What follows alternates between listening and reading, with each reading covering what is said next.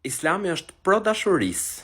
Islami është pro plotësimit të nevojave që ka mashkulli për femrën apo femra për mashkullin.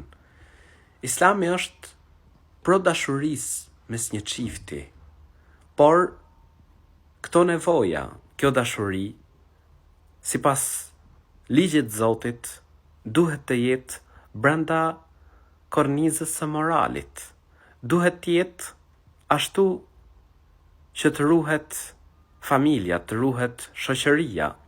Duhet të jetë larg paturpsisë, larg imoralitetit, larg shkatrimit.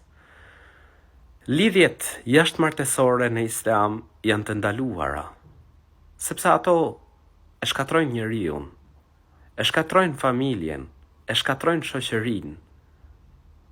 Lidhjet jashtëmartesore janë shkak për shkatrimin e familjes. Lidhjet jashtëmartesore janë paturpsi, janë kundër traditës, si islame, por edhe traditës tonë si shqiptar. Shën Valentini nuk është fest e jona.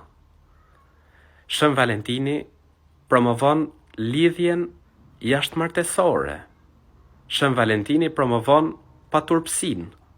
Prandaj, ne si musliman, jemi pro dashurisë gjatë gjithë vitit, brenda një familje të shëndosh, brenda kornizave të moralit, dhe jemi kundër lidhjeve jashtëmartesore, kundër paturpsisë, kundër promovimit të antivlerave.